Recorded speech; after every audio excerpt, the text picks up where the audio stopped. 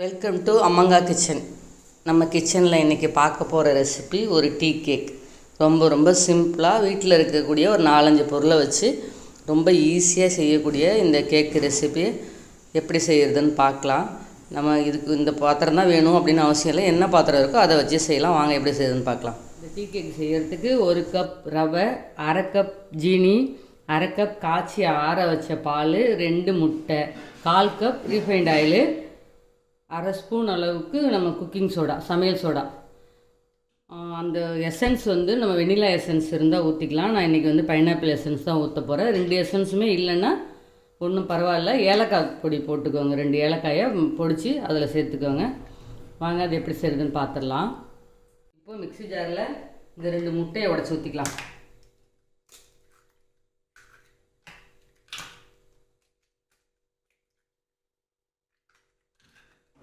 அதில் இந்த காய்ச்சி ஆற வச்ச பால் 1/2 கப்பையும் சேர்த்துக்கலாம். இப்போது 1/2 கப் ஜீனியையும் அதில் சேர்த்துடலாம். இப்போது 1/4 கப் ரீஃபைண்ட் ஆயில் அதையும் சேர்த்து நல்லா ஒரு பிளெண்ட் ஆகிற அளவுக்கு மசிச்சு எடுத்துக்கலாம். இப்போ இந்த மாதிரி அடித்து எடுத்துகிட்டு வந்துட்டோம். இதில் அந்த 1 கப் ரவையை சேர்த்துக்கலாம். இது குக்கிங் சோடா, சமையல் சோடாவையும் அதில் சேர்த்தாச்சு. இப்போது நான் பைனாப்பிள் எசன்ஸ் சேர்த்துக்கிறேன். அது இல்லைன்னா பரவாயில்ல, ஏலக்காய் பொடி சேர்த்துக்கோங்க. வெனிலா எசன்ஸ் இருந்தால் அதை சேர்த்துக்கோங்க. இப்போ இதை மறுபடியும் அடித்து எடுத்துகிட்டு வந்துடலாம். இப்போது இந்த மாதிரி அடித்து எடுத்துகிட்டு வந்தாச்சு. பாருங்கள், இந்த அளவுக்கு திக்காக இருக்கணும். இந்த அளவுக்கு இருந்தால் போதும். நான் அதுக்கு கேக் செய்கிறதுக்கு இது மாதிரி ஒரு ட்ரே எடுத்துருக்கேன். அதில் கொஞ்சமாக ஆயில் எடுத்து எல்லா பக்கமும் படுற மாதிரி அப்ளை பண்ணி எடுத்துக்கலாம். உங்கள்கிட்ட இது மாதிரி ட்ரே இல்லாட்டி நம்ம சாப்பிட்ற தட்டு இருக்குல்ல, அதில் கூட நம்ம இது மாதிரி எண்ணெயை நல்லா எல்லா பக்கமும் தடவிட்டு அதில் நம்ம சேர்த்து நமக்கு கேக்கு செய்ய ஆரம்பிச்சிடலாம். இந்த பாத்திரம் தான் இருக்கணும் அப்படின்னு அவசியம் இல்லை, நம்ம சாப்பிட்ற பிளேட்டே போதுமானது. சாப்பிட்ற தட்டு இருக்குல்ல, அதில் வச்சு கூட நம்ம இந்த கேக் செஞ்சுக்கலாம். ரொம்ப ஈஸி.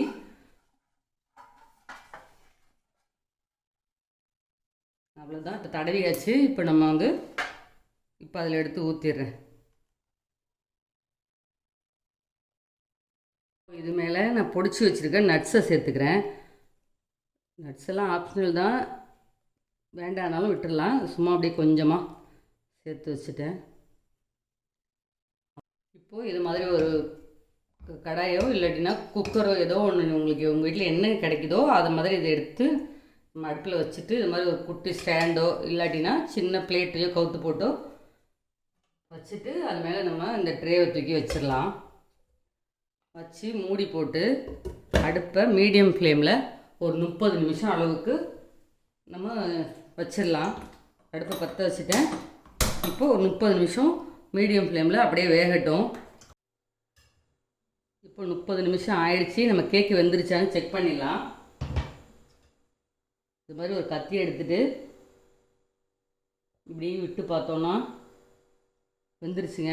இது வேகலைன்னா இதில் கொஞ்சம் மாவு ஒட்டும். பாருங்கள், நல்லா வெந்துருச்சு. இப்போ நம்ம அடுப்பை ஆஃப் பண்ணிவிட்டு இந்த கேக்கு ட்ரேவை எடுத்து வச்சிடலாம்.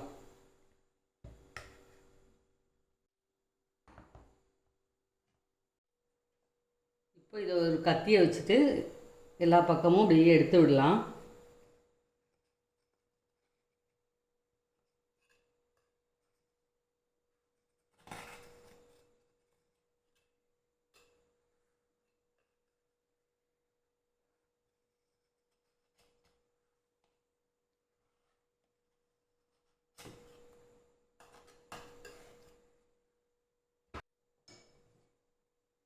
இந்த மாதிரி கேக்கை 4 பக்கமும் அப்படியே கட் பண்ணி எடுத்துருங்க.